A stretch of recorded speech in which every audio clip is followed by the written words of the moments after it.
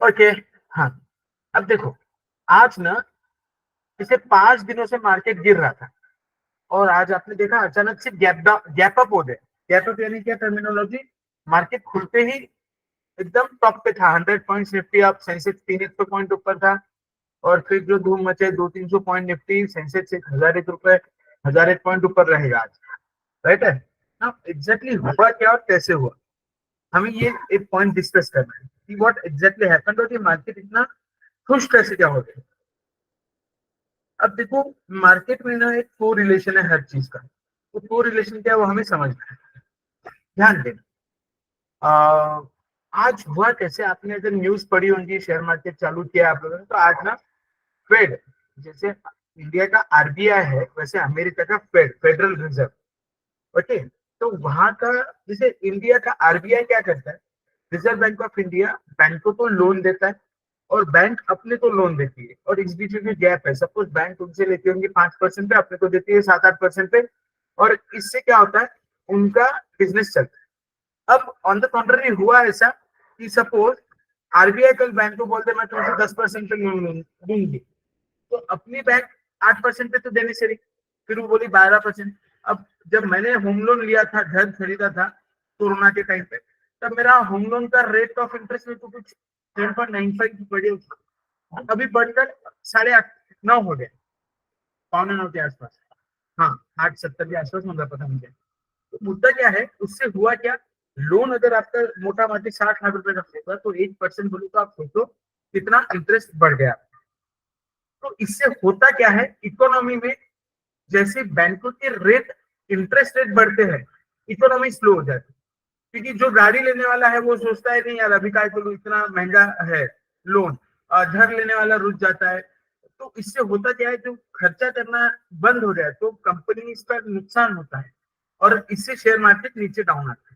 अब ये इतनी बात तो हो गई ना। आगे मेरा कहना आपसे इतना है कि फिर इसको मॉनिटर कौन करता है, तो गवर्नमेंट ऑफ आरबीआई, मतलब यहाँ पे आरबीआई और अमेरिका में फेड। आज फेड की पॉलिसी आई, उन्होंने कल रात में कहा कि भाई देखो ब्याज दर जो है इस बार तो नहीं कम करेंगे या बढ़ाएंगे, जो भी है कुछ नहीं, जैसे थे वैसे रहेगा, लेकिन हम कटौती करेंगे इस साल 3 बार। अब इसका मीनिंग ऐसा हुआ कि अगर उन्होंने सस्ते में लोन देना चालू कर दिया, तो लोन लेने से लोग क्या करेंगे, इकोनॉमी में पैसा आएगा, इकोनॉमी में पैसा आएगा तो शेयर, कंपनी का माल बेचा जाएगा, कंपनी का माल बेचा जाएगा तो अपने आप शेयर मार्केट के शेयर को बेनिफिट होगा। क्या ये साइकिल समझ में आया सबको? है ना? राइट। सुपर। तो अब इसमें हमें समझना क्या है कि आज पॉवेल साहब जो वहां के यस फेडरल रिजर्व के चेयरपर्सन है, उन्होंने बोला आप टेंशन मत लो, अभी इकोनॉमी अंडर कंट्रोल है और हम सस्ता भाव में कर्जा देना चालू करने वाले जल्द। ये सुनते ही कंपनी, सारी कंपनी भागना चालू कर दी। अब मुझे बताओ, ये सुनते ही कौन सी कंपनी को बेनिफिट होगा सबसे पहले? यस, कोई बताएगा मुझे कौन सी कंपनी को बेनिफिट होना चाहिए? तो जैसे इंफ्रास्ट्रक्चर। लोन है, हाँ, इंफ्रास्ट्रक्चर, मोटर व्हीकल।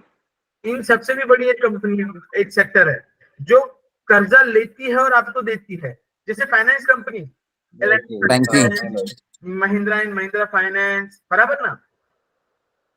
अब इनको सस्ता कर्जा मिलेगा तो ज्यादा बांटेंगे। महिंद्रा महिंद्रा फाइनेंस ट्रैक्टर पे ज्यादा, ट्रैक्टर बेच पाएंगे ज्यादा कर्जा देके। तो द थिंग इज, वो सस्ता कर्जा is really important and that important, not only important, बहुत इंपॉर्टेंट है सस्ता कर्जा।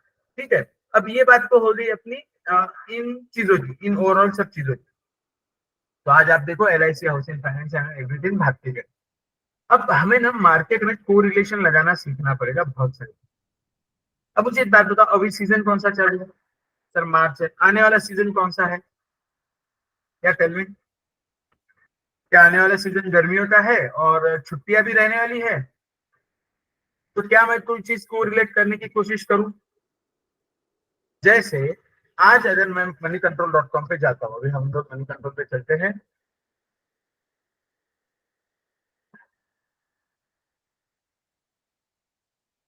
हम्म।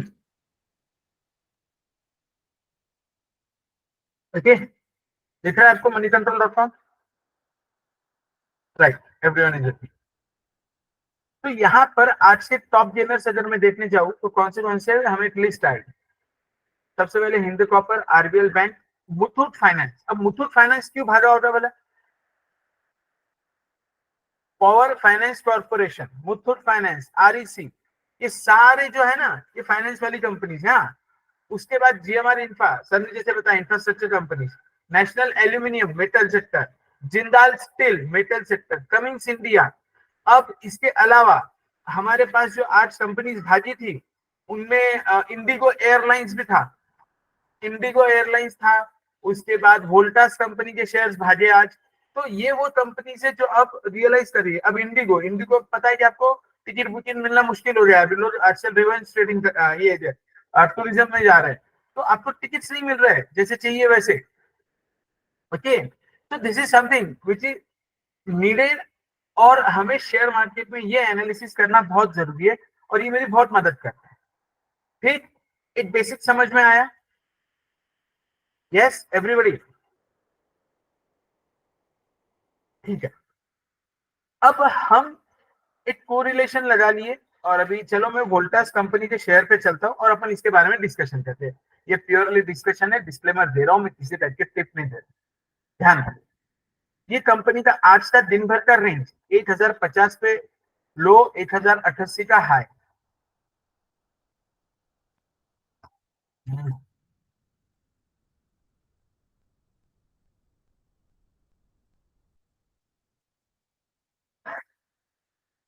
इंडियंस ना तकलीफ देता है।